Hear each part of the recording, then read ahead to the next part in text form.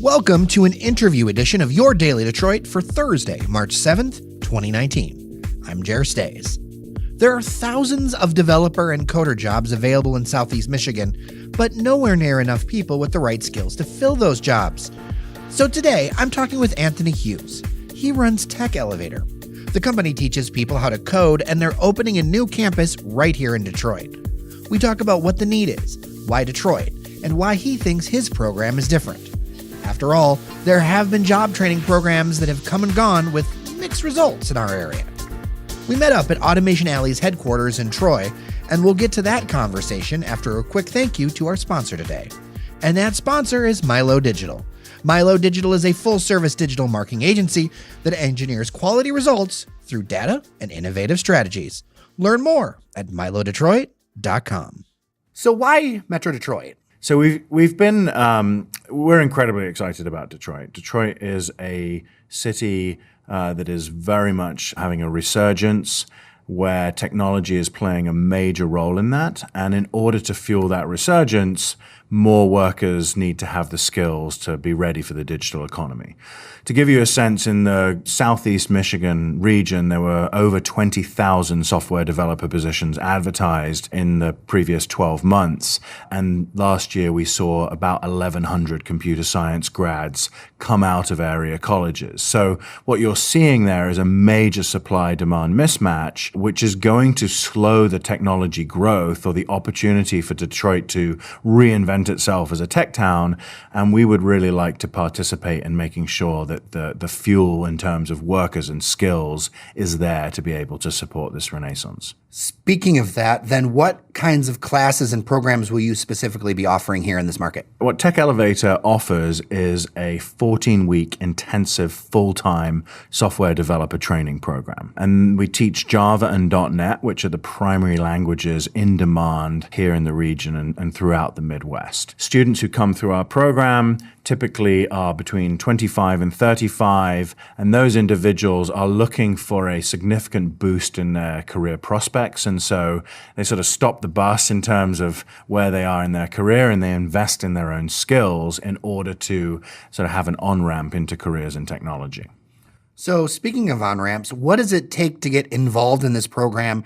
And are there any kind of programs to deal with people who are maybe underprivileged or need kind of a hand up? Yeah, so one of the things that we've really focused on at TechElevator is to make sure that means to pay for the program are not the obstacle to get into the program. So we've already developed relationships with the folks at Michigan Works, and we continue to sort of build that out. In other words, trying to access public sources of funding to help our students get through the program. And the other thing that we've done is we've built relationships with lending providers can help our students get through the program. So really what we want to be the obstacle to getting in the program is aptitude. And the reason for that is software development as a career requires a certain kind of aptitude. And so we test for that aptitude up front with aptitude tests. Our aptitude test is online at TechElevator.com. People can take it. It's free, and it gives you an indicator of whether it makes sense to sort of continue down the application path. Clearly, you have been in other cities. Detroit's not your first launch. What sets TechElevator apart? I'm going to guess in part it's this aptitude test, which is something I haven't really heard of up front before people take money. That's one thing that I find interesting is that, and to be all cards on table, sometimes I'm a little skeptical of new things because as somebody who covers the city, I've covered the city for 20 years. I actually used to work in IT staffing. So I've seen a lot of programs where it's like, well, we don't even know if you're really good, but we're going to go ahead and get you involved and get the debt running and then get you into this. So that's really interesting to me to have an aptitude test at the beginning. But what sets you apart from a litany of programs that have been in the past? Sure. I mean, on the topic of the aptitude test, look, this is a business where I want to get up in the morning every morning, look myself in the mirror and know that I'm doing right by people. So I don't want to take anybody's money if they're not going to be successful in the program. And yes, that may seem, altruistic, but frankly, it's in my own personal interest. We are an alternative source of technical talent. And if we don't produce a quality alternative source of technical talent, our business isn't going to be around for very long, because the premise of our business is you can learn technical skills and get a job in technology. technology. So if you learn the technical skills and the job doesn't come, then my business isn't going to be around for very long. So that's sort of the first part, is really, what that boils down to is, if you do right by the customer, good things follow. The other things that differentiate us are our focus on, we pour a ton of resources into the process. So the first thing is our instructors come from industry. We require a minimum of 10 years of industry experience. It actually nets out at about 20 years of industry experience. We have a very low ratio of students to instructors, and these instructors come from companies like Hewlett-Packard, Oracle, Deloitte, Nike. They've had significant careers in industry, and they're really drawn to what we're doing because they're passionate about mentoring students and helping other people enter a career that's rewarded them so much. So that's the sort of technical side of things. It's a very current curriculum, very much based on industry needs, taught by industry practitioners. The other side of the coin, we sort of believe in polishing two sides of the coin here. The other side of the coin is really career readiness. So we have a program called the Pathway Program, which is a 14-week curriculum that runs in parallel with our 14-week technical curriculum, designed to prepare people for careers in technology. So we're taking them through resume workshops, LinkedIn workshops. We're teaching them how to use LinkedIn as a career searching, career development tool. And we're also introducing them directly to companies. That results in about 30% of our students having job offers in hand at graduation day, which I think is very powerful in terms of return on investment. And then by 180 days from graduation, 91% of TechElevator students are in full-time software developer roles in industry.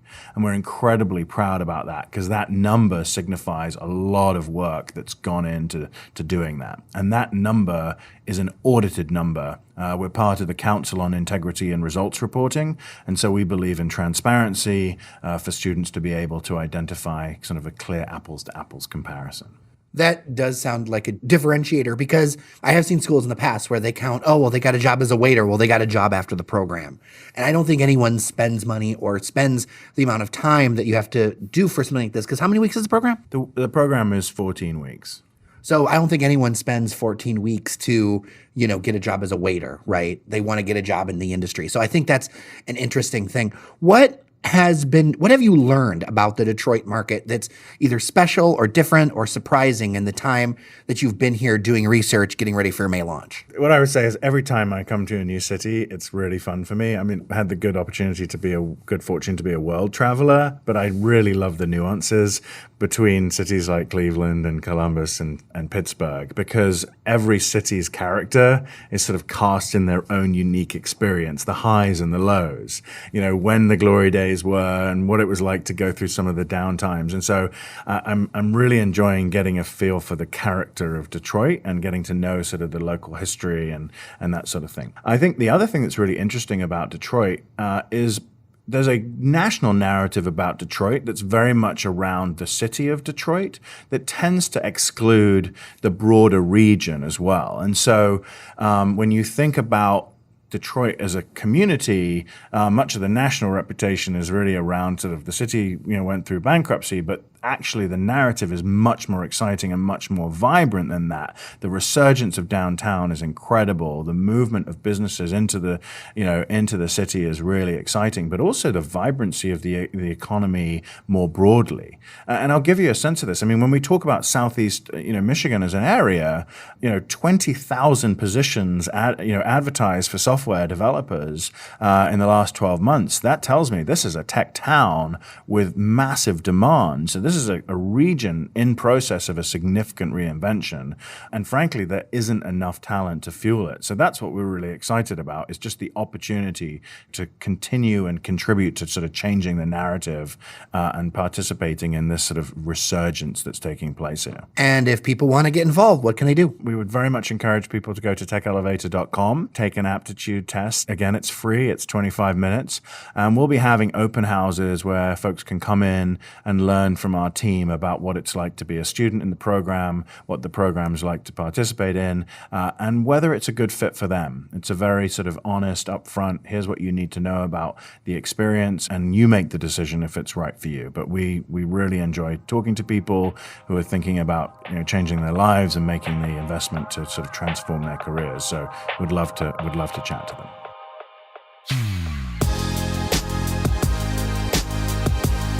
Thanks for listening to our conversation. Here's a little preview of tomorrow's show. We're talking all things food with Sven Gustafson and Devin O'Reilly. There's been a lot going on around town gastronomically, and we're going to dive into the recent changes in Eastern Market and, of course, across Southeast Michigan. If you like the show and you don't want to miss another episode, you can subscribe. It's totally free. You can subscribe to the Daily Detroit Podcast on Apple Podcasts, Spotify, or wherever you download your favorite shows. And of course, thanks to all of our new listeners on Google Podcasts. Pretty sweet. Thank you. Well, I'm Jer Stays. Take care of each other, and we'll see you around Detroit. You're listening to the Podcast Detroit Network. Visit www.podcastdetroit.com for more information.